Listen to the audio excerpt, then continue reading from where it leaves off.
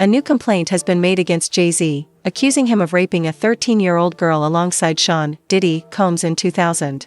The event allegedly happened during an MTV Video Music Awards afterparty in New York City. This charge is backed by Jay-Z's bodyguard and one of his backup dancers. And a new twist in a high-profile lawsuit accuses rapper Jay-Z of raping a 13-year-old girl in 2000 alongside Sean Diddy Combs. The lawsuit, originally filed in October, was refiled today to include Jay-Z as a defendant. The anonymous accuser claims the assault occurred at an MTV Video Music Awards after-party. Jay-Z has denied the allegations in a statement on Roc Nation's Instagram, calling the accusations heinous and urging a criminal complaint be filed instead of a civil one. He also criticized the attorney behind the lawsuit, Tony Busby, accusing him of exploiting the case for personal gain. The lawsuit says that Jay-Z and Diddy allegedly sexually assaulted a kid. It also says they threatened her life if she spoke up. As more information emerge, it becomes clear that Jay-Z has always had a strong relationship with Diddy. This case could be only the beginning, with more victims anticipated to come forward. Right now, Jay-Z is doing everything he can to stifle people who speak out against him. He has launched different lawsuits against both the lawyer handling the case and the victims. People at risk, often mentioned online, was Jay-Z, real name Sean Carter, who came up in the New York rap scene alongside Sean Combs. And just a few days ago, Texas attorney Tony Busby made it official. He filed an amended complaint on behalf of a Jane Doe who says that she was raped by Combs and Carter when she was just 13 years old, that this happened at a VMA's after party back in 2000. Now, the original complaint mentioned Celebrity A and Celebrity B, a man and woman, as being present for and even Celebrity A participating in the alleged assault. Well, now Celebrity A has been identified as Jay-Z, who has adamantly denied anything like that ever happening. He is very, very clear on that. In fact, he has accused Tony Busby of extortion, saying that Busby's attempts to get celebrities to pay out huge sums of money in exchange for not being named in civil lawsuits with what he claims are false allegations amounts to blackmail. In fact, Jay-Z is believed to be the John Doe who just recently filed a lawsuit against Tony Busby anonymously, claiming extortion and intentional infliction of emotional distress. The facts of this case are disturbing. According to reports, Jay-Z and Diddy alternately assaulted the girl while other celebrities laughed. What makes this even more troubling is that the story corresponds to what other victims have stated in different incidents. It shows an obvious and nasty pattern of abuse. Jay-Z and Diddy reportedly delivered tainted cocktails to children and assaulted them after they passed out. They frequently asked their bodyguards to keep the victims down throughout the attacks. They say about Jay-Z, the artist, the businessman. Well, the complaint begins, defendant Sean Combs, along with his longtime friend and collaborator Sean Carter, drugged and raped a 13-year-old girl at an after-party following the 2000 Video Music Awards. Another celebrity stood by and watched as Combs and Carter took turns assaulting the minor. Many others were present at the after-party but did nothing to stop the assault. Combs had been allowed for years to conduct himself in this manner without any consequences. He believes he is above the law. He is not. His close friend Sean Carter has been with Combs during many such instances described herein. Both perpetrators must face justice. So that seems to suggest that Sean Carter, Jay-Z, was not only present or participated in this alleged, what is essentially a crime, but for other instances. And that's really interesting. That's why I bring up this idea of, could he be hit with more lawsuits if you take these allegations as true? Now, the complaint goes on to say, Combs and Carter were not simply occasional collaborators in the music industry. The two men developed a close friendship that has been well documented from the late 1990s to the present. Together, they attended countless music industry events, events for each other's business ventures, parties, and after-parties. Indeed, the two are apparently so close that Combs stated in 2023 that Carter is the only person, other than Combs' mother, who is allowed to call him by his legal first name of Sean. In 2000, near the height of their fame, power, and influence, Combs and Carter attended the 2000 Video Music Awards in New York City. Afterwards, Combs hosted an after-party for many of the most famous celebrities in the music and entertainment industries, including Carter, which is where the events alleged in this complaint occurred. I should also say that Busby also used this complaint to address an alleged harassment campaign that he claims Jay-Z started after Busby reached out about his involvement in the suit. The complaint reads, Carter was identified in plaintiff's original complaint as Celebrity A. Prior to the filing of this amended complaint, Carter received a letter from plaintiff's counsel requesting a mediation to resolve this matter. Upon present information and belief, Jay-Z responded to said letter by not only filing an utterly frivolous lawsuit, the one that I mentioned before, but by also orchestrating a conspiracy of harassment, bullying, and intimidation against plaintiffs' lawyers, their families, employees, and former associates in an attempt to silence plaintiff from naming Jay-Z herein. This effort was meant to scare plaintiff and to discredit her counsel. That effort failed. Indeed, plaintiff chose to file this amendment as a result of the egregious conduct perpetuated by. Just hours after the lawsuit was filed, Jay-Z replied on Roc Nation's official Instagram. He disputed all charges, saying that the case was full of lies and that he was being blackmailed. He also stated that he had no link to Diddy or the crimes under investigation, yet this is coming from someone who used to call himself Diddy's best friend, attended all of Diddy's freakout parties, and now says nothing about the claims. The silence should be taken with a grain of salt. Interestingly, despite filing a lawsuit against her, Jay-Z has not made any direct comments regarding the victim or her claims. Jay-Z is staying on the offensive, going after not only the attorney who filed the rape lawsuit against him and Diddy, that would be Tony Busby, the attorney, but also the accuser. And he has filed a new motion this morning, which we're going to get to in a moment, but basically he wants to level the playing field with the accuser. But first, we got to start with this response that Jay-Z had to the allegation. Catch you up real quick if you hadn't heard, but a woman who had filed a lawsuit against Diddy back in October, alleging that he had raped her at a VMA after party in the year 2000 when she was only 13 years old. Right. Remember, this is when she allegedly was given a drink. She felt woozy, and there was Diddy, and there was a male celebrity who was unnamed at the time, and also a female celebrity. Well, that unnamed celebrity is now named. She refiled the lawsuit on Sunday. She and her attorney, Tony Busby, refiled it and named Jay-Z as that unnamed celebrity involved in the rape. Jay-Z's response is extraordinary in that, look, we've seen all these lawsuits against Diddy, dozens of them now at this point, and frequently his response has been to deny it, but to say nothing else. Jay-Z went way more than just denying it. He did do that, but then went directly after the attorney. Part of his statement said, "My lawyer received a blackmail attempt from a lawyer named Tony Busby. It made me want to expose you, Tony Busby, for the fraud you are in a very public fashion. So no, I will not give you one red penny." This lawyer, who I have done a bit of research on, seems to have a pattern of these types of theatrics. You claim to be a Marine?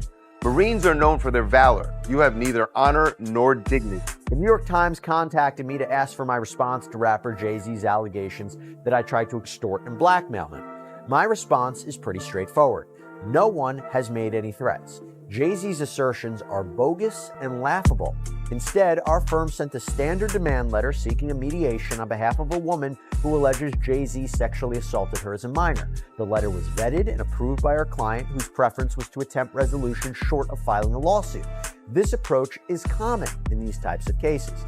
What you're seeing played out now is a coordinated and desperate effort to focus the public's attention on me personally to avoid attention on the allegations being made by my clients. This effort has included harassing my family and colleagues and even offering former clients money to sue me, which is illegal. When an alleged perpetrator behaves in this manner, wildly asserting that a basic demand letter is extortion and aggressively using the media to attack the opposing lawyer while at the same time ignoring the allegations being made by the alleged victim, it reminds me of a famous line from Shakespeare: "The lady doth protest too much, methinks." We intend to address all of these issues with the court in due course. Let me be clear, we will not be bullied or intimidated by these shenanigans, and our clients won't. 50 Cent has spoken up about Jay-Z's response to the case. According to him, Jay-Z is being exceedingly cautious with his comments because everything he says is being reviewed by his legal staff. Jay-Z is scared that he will say something that will reveal his identity. 50 Cent even posted a video of Jay-Z being arrested, with the message, "I want to post this, but I'm afraid I'm going to get shot." There's an accusation about Jay-Z and Diddy and a teenager, 13-year-old. Right. And we were speaking about just the state Right. The statement you were saying you felt like that was calculated. That was, yeah, the statement is something from, you can tell it's written by a lawyer. There's a point where it kind of gets aggressive. He says, like, you're gonna find out, like how I'll handle this. Like, and that's an attorney want to be combative with another attorney. That's not like publicist. This is on your, Put that up. yeah, this is on, yeah, it says, I don't know what's going on, but are we still going to have the Super Bowl? I'm just asking for a friend. Yeah, I'm asking for Kendrick.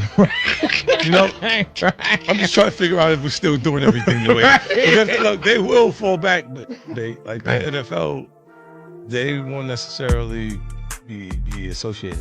Right.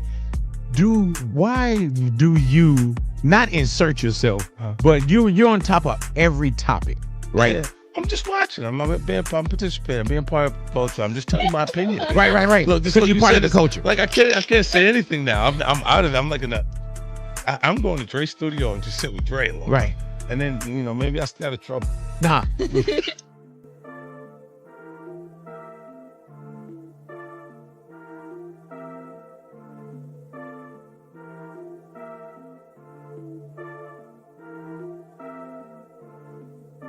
Diddy and Jay-Z represent two sides of the same coin.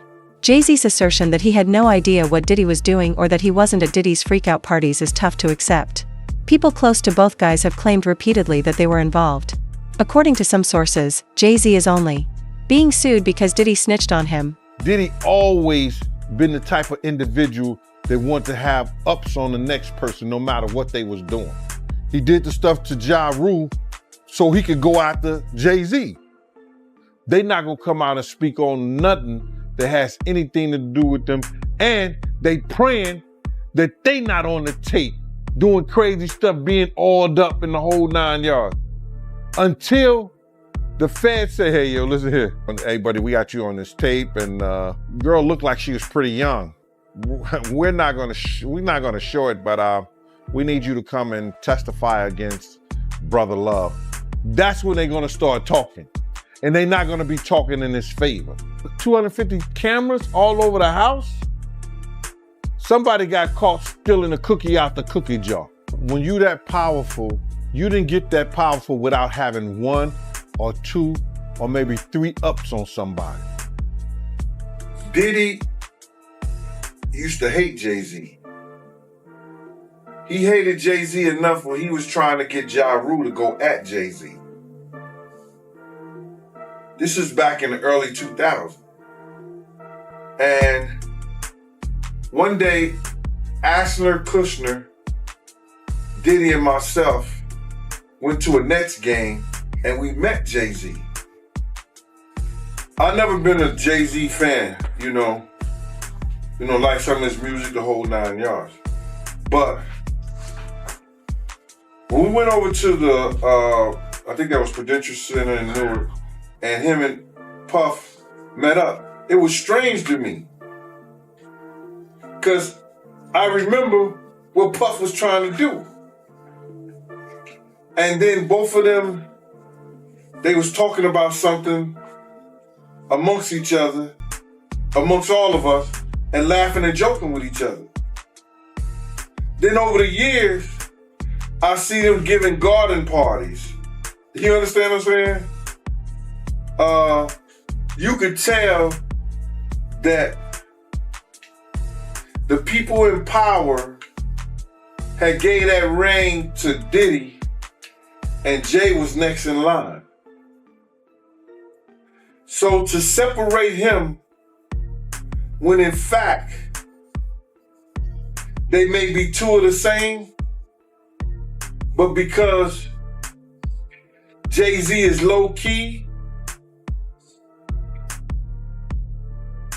that low-key sneaky shit, and Diddy is, and was, rambunctious, you know, just out with it.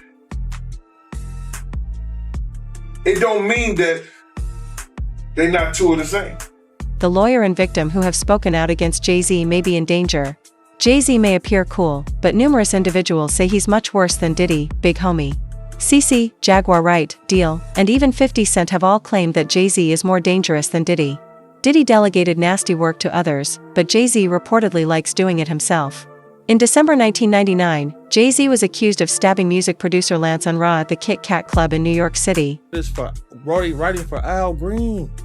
Take me through them not wanting to let her in the club. She showed up to a place. Some of the people in there was loyal to some of the people she was speaking out about. They wouldn't let her in. But she wasn't going for that. She started setting it up. She started bugging up on the guys.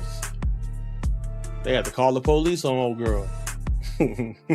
Oh, bro.